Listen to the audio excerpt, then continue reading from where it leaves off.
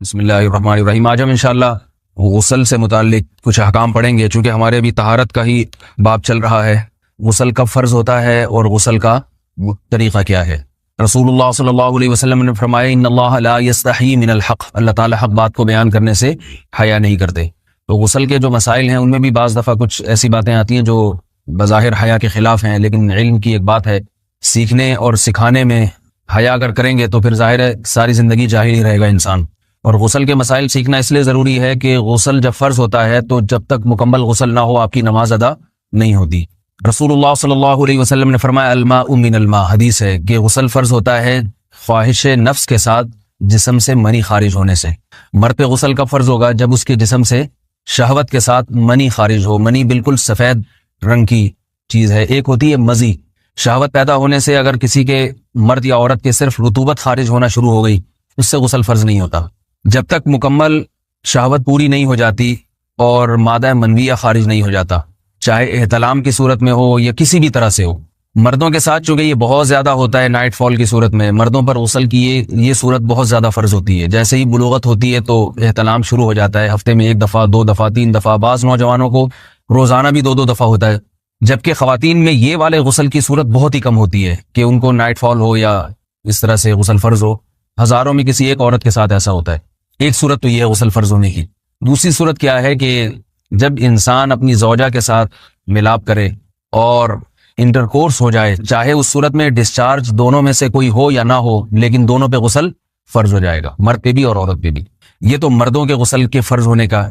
مردوں کے غسل میں ایک چیز یہ بھی ہے کہ اگر آپ نے رات کو نیند کی اور صبح آپ اٹھے اور آپ نے کپڑوں پہ نشان دیکھا، اب آپ کو یہ پتہ نہیں چل رہا کہ یہ منی کا نشان ہے یا مزی کا ہے، تو بھی آپ پر غسل کرنا فرض ہے۔ یہی سمجھا جائے گا کہ یہ آپ خواب میں ڈسچارج ہوئے ہیں۔ عورت پر جو غسل فرض ہوتا ہے ایک اور صورت میں ہوتا ہے کہ جب خواتین کو ایام آنا بند ہو جاتے ہیں، حیض یا نفاس سے جب پاک ہو جائیں، تو بھی ان پہ غسل فرض ہے۔ یہ تو غسل کی فرضیت سے متعلق احکام تھے۔ کچھ چیزیں ایسی ہیں جن میں غسل سنت ہے، فرض نہیں ہے۔ جمعہ کے دن غسل کرنا رسول اللہ صلی اللہ علیہ وسلم نے بہت زیادہ تاکید کی ہے۔ سنت کی 2 قسمیں ہیں، سنت مؤکدہ اور سنت غیر مؤکدہ۔ مؤکدہ وہ ہوتی ہیں کہ جن کو چھوڑنے کا اگر کوئی معمول بنا لے تو گناہ کا خطرہ ہے، اور ایسا شخص قابل ملامت ہے، اسے شریعت ملامت کرتی ہے، برا بھلا کہتی ہے۔ تو غسل سنت مؤکدہ ہے، ہفتے میں 1 مرتبہ، چاہے جمعے کے دن ہو یا کسی بھی دن ہو۔ جو مسلمان ہفتے میں 1 دفعہ بھی نہیں نہاتا، وہ کتنا ہی نیٹ کلین ہو، مگر شریعت کی نظر میں وہ قابل ملامت ہے، اسے تانے دینے چاہیے کہ شرم نہیں آتی ہو مسلمان مگر رہتے ہو بھنگیوں اور چماروں کی طرح۔ ملامت تو اسی کو کہتے ہیں نا۔ اس کی دلیل رسول اللہ صلی اللہ علیہ وسلم نے فرمایا، صحیح حدیث ہے، حق علی کل مسلم ان یغتسل کل اسبوع مرتن، کہ ہر مسلمان پر لازم ہے کہ وہ ہفتے میں کم از کم 1 مرتبہ غسل کرے۔ ہر مسلمان پر لازم ہے، چاہے اس پہ غسل فرض نہ بھی ہو۔ اور کس دن بہتر ہے؟ جمعہ کے دن۔ نبی صلی اللہ علیہ وسلم نے حکم دیا ہے کہ جمعے کے دن غسل کیا جائے۔ امام احمد ابن حنبل کا مذہب یہ ہے کہ جمعے کے دن غسل کرنا واجب ہے، صرف سنت نہیں ہے بلکہ واجب ہے، لیکن جمہور کا مذہب یہ ہے کہ سنت عمل ہے۔ غیر مسلم جب اسلام قبول کرتا ہے تو اس وقت بھی اس کے لیے غسل کرنا سنت ہے۔ جب ہم مردے کو نہلاتے ہیں تو جو مردے کو نہلائے اس کے لیے بھی خود غسل کرنا افضل ہے، سنت عمل ہے۔ عید کے دن غسل کرنا سنت عمل ہے۔ تو یہ وہ تمام مواقع ہیں جن میں غسل کرنا رسول اللہ صلی اللہ علیہ وسلم کی سنت ہے۔ غسل کا طریقہ کیا ہے؟ غسل میں 3 چیزیں فرض ہیں، منہ بھر کے قلی کرنا، ناک میں پانی ڈالنا کہ ناک کی جو نرم جگہ ہے یہ اچھی طرح تر ہو جائے، اور پورے جسم پہ 1 مرتبہ پانی بہا دینا کہ جسم میں بال کے برابر جگہ بھی خشک نہ رہے۔ یہ تو ہے فرض، یعنی یہ کام کسی نے کسی بھی طرح سے کر لیا تو غسل ادا ہو جائے گا، چاہے اس کی نیت غسل کی تھی یا نہیں تھی۔ کوئی آدمی چلتا ہوا جا رہا ہے، پھسل کے تالاب میں گر گیا، پورے غوطے کھا کے باہر نکلا، قلی کر لے اور ناک میں پانی ڈال لے تو غسل اس کا ادا ہو جائے گا۔ البتہ چونکہ نیت نہیں تھی لہذا غسل کا ثواب نہیں ملے گا، ثواب نیت کے بغیر نہیں ملتا انسان۔ دلائل اس کے الگ موضوع ہے کہ اس کی دلیل کیا ہے کہ بغیر نیت کے بھی غسل ہو جاتا ہے، لیکن میں نے بتایا دلائل کا سیشن نہیں ہے، اس میں پھر بات لمبی ہو جائے گی۔ تو یہ تو ہے فرض، پورے جسم پہ پانی بہانا، قلی اور ناک میں پانی۔ سنت طریقہ کیا ہے؟ رسول اللہ صلی اللہ علیہ وسلم غسل کیسے کرتے تھے؟ سنت طریقہ جس پہ جو اختیار کرنا چاہیے وہ طریقہ یہ ہے کہ جب آپ غسل کے لیے بیٹھیں تو سب سے پہلے وہ جگہ دھوئیں جہاں نجاست اور ناپاکی لگی ہوئی ہے۔ نائٹ فال ہوا، کسی کو احتلام ہوا، تو جہاں جہاں گندگی لگی ہے پہلے اس جگہ کو دھوئیں۔ استنجا کریں، شرمگاہ کو دھوئیں اچھی طرح۔ سمجھ رہے ہیں بات کو؟ اس کے بعد ہاتھ دھوئیں اور مکمل وضو کریں، جیسے ہم عام حالات میں وضو کرتے ہیں۔ مکمل وضو کرنے کے بعد دائیں کندھے پہ پانی ڈالا، لیفٹ سائڈ پہ پانی ڈالا۔ پہلے زمانے میں تو چلو سے غسل ہوتا تھا، ہاتھ دھو لیے تو اب چلو سے پانی لے کے یہاں ڈالا جا رہا ہے، چلو سے پانی لے کے یہاں ڈالا جا رہا ہے، پورے جسم پہ ملا جا رہا ہے، اور چلو سے پانی لے کے 3 دفعہ سر پہ ڈالا جا رہا ہے۔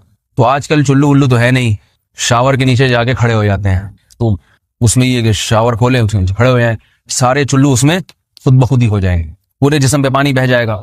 نبی صلی اللہ علیہ وسلم کے دور میں یہ جدید چیزیں نہیں تھیں، شیمپو اور صابن، تو آپ صلی اللہ علیہ وسلم بیری کے پتوں سے غسل کی ترغیب دیا کرتے تھے۔ بیری کے پتوں کو اگر پانی میں پکایا جائے تو پانی میں میل کچیل صاف کرنے کی صلاحیت بہت بڑھ جاتی ہے۔ ہمارے زمانے میں تکلف کی ضرورت نہیں ہے، صابن ملتے ہیں، اس سے نہایا کریں، بہرحال کہنے کا مقصد یہ آپ لوگوں سے، تو یہ سنت طریقے سے غسل ہو جائے گا آپ کا۔ سمجھ رہے ہیں بات کو؟ سب سے پہلے استنجا کیا، اس کے بعد وضو کر لیا، اس کے بعد غسل کر لیا۔ اگر کسی نے غسل میں وضو نہیں کیا اور ویسے ہی پورے جسم پہ پانی بہا دیا تو بھی اس کا وضو خود بخود ہو جائے گا، اس غسل سے وہ نماز پڑھ سکتا ہے، کیونکہ بعض لوگ غسل کرنے کے بعد دوبارہ وضو کر رہے ہوتے ہیں، اس کی ضرورت نہیں ہے، کیونکہ جب غسل کرتے ہیں تو وضو والے اعضاء تو خود بخود اس میں دھل جاتے ہیں۔ یہ ہے غسل کا طریقہ۔ وضو کیسے ٹوٹتا ہے؟ جن چیزوں سے غسل فرض ہوتا ہے ان چیزوں سے وضو تو بہرحال ٹوٹتا ہی ہے، اس کے علاوہ بھی وضو ٹوٹتا ہے۔ اس سے پچھلے لیکچر میں نے کچھ تفصیل بتائی تھی کہ نجاست جسم سے کہیں سے بھی خارج ہو جائے یا نجاست نکل کے بہہ پڑے، اگر قضائے حاجت کی جگہوں سے نجاست خارج ہوئی ہے تو نظر بھی آ جائے وضو ٹوٹ جائے گا، اور قضائے حاجت کے علاوہ جگہوں سے اگر نجاست خارج ہوئی ہے، خون وغیرہ ہے جیسے، تو جب تک نکل کے بہے گا نہیں تو اس وقت تک وضو نہیں ٹوٹے گا۔ سمجھ رہے ہیں بات کو؟ وضو کا طریقہ کیا ہے؟ سب سے پہلے دونوں ہاتھوں کو دھویا جائے، 3 دفعہ کلی کی جائے، مسواک کی جائے، 3 دفعہ ناک میں پانی ڈالا جائے، پھر پورے چہرے کو، پیشانی یہ جو ہے جہاں سے پیشانی ہماری شروع ہو رہی ہے اور تھوڑی کے نیچے، تھوڑی جہاں ختم ہو رہی ہے، اور ایک کان کی لو سے دوسرے کان کی لو تک 4 اعضاء ہیں وضو میں دھونا فرض ہیں۔ 1 چہرہ، نمبر 2 بازو، نمبر 3 سر کا مسا، چوتھائی سر، اور نمبر 4 پاؤں کو دھونا۔ اس کی دلیل قرآن مجید کی مشہور آیت ہے فَاغْسِلُوا وُجُوهَكُمْ وَأَيْدِيَكُمْ إِلَى الْمَرَافِقِ۔ اللہ فرماتے ہیں ایمان والو، جب نماز کا ارادہ ہو تو اپنے چہروں کو اور اپنے ہاتھوں کو دھو، سر کا مسا کرو اور پاؤں کو ٹخنوں سمیت دھونے کا حکم ہے قرآن مجید میں۔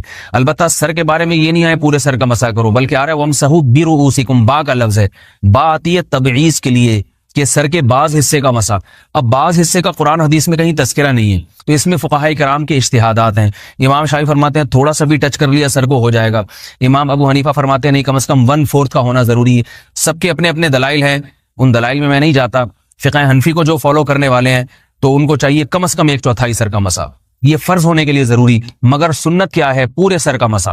نبی صلی اللہ علیہ وسلم دونوں ہاتھوں کو بھگو کے پورے سر کا مسا کرتے تھے ایسے۔ سمجھ رہے بات کو؟ اور مسا کے جو یہ ٹیکنیکل طریقے ہیں کہ آپ یوں پہلے انگلی بنائیں، پھر یوں لے کر جائیں، پھر یوں گھما کے لائیں، پھر یوں، یہ ٹیکنیکل طریقے حدیث سے ثابت نہیں۔ مسا کا طریقہ کیا ہے؟ بھیگا ہوا ہاتھ لے کے ایسے پورے سر کو ہو گیا۔ پھر حدیث میں یہ بھی ہے کہ یوں لے جاؤ اور یہ بھی ہے کہ واپس بھی لے کر آؤ، دونوں طرح سے ثابت۔ تو ایسے بھی کر سکتے ہیں کہ یوں لے جائیں، اور ایسے بھی کر سکتے ہیں لے کے جائیں اور پھر واپس بھی لے آئیں، دونوں طریقے جائز ہیں، لیکن کم از کم سنت اتنی ہے کہ پورے سر کا مسا ہونا چاہیے۔ بعض لوگوں کو شو مارنے کا شوق ہوتا ہے، اگر وہ واپس لائیں تو بال ان کے خراب ہو جاتے ہیں، کہتے ہیں یار یہ پھر مسئلہ خراب ہو جائے گا، تو پھر ایسے لوگ صرف یوں ہی لے جائیں کافی ہے۔ افضل تو یہ کہ یوں بھی لے جائیں، یوں بھی لے جائیں، دونوں طرح سے صحیح ہے، بہرحال دونوں حدیث سے ثابت ہیں۔ سمجھ رہے ہیں بات کو؟ اور یہاں ایک اہم مسئلہ بتا دوں، قرآن مجید نے پاؤں کو دھونے کا حکم دیا ہے، پاؤں پہ مسا کرنے کا حکم نہیں دیا، اور حدیث میں خفین پر مسا کرنے کا حکم ہے۔ تو قرآن اور حدیث کو فقہاء نے جمع کیا ہے، لہذا وہ موزے جن میں آسانی سے پاؤں دھوئے جا سکتے ہیں ان میں چاروں ائمہ کے نزدیک پاؤں پہ مسا کرنا جائز نہیں۔ سعودی عرب میں جو بعض سلفی حضرات اور یہاں ہمارے ہاں بھی اہل حدیث حضرات نے عام موزوں پر بھی جو مسا کی ایک روایت ڈال دی ہے، اسلاف میں، تابعین، تبع تابعین میں اور چاروں ائمہ کے مذاہب میں اس کا ثبوت نہیں ملتا۔ اگر اسلاف میں کوئی قائل بھی ہے تو ایک شاذ قول، اکا دکا قول ملتا ہے، ورنہ یہ ائمہ اربعہ کے مذہب کے خلاف ہے، اور جو احادیث جو نقل ہوتی ہیں صحیح سند کے ساتھ ان کے بھی خلاف اور قرآن کی آیت کے بھی خلاف ہے۔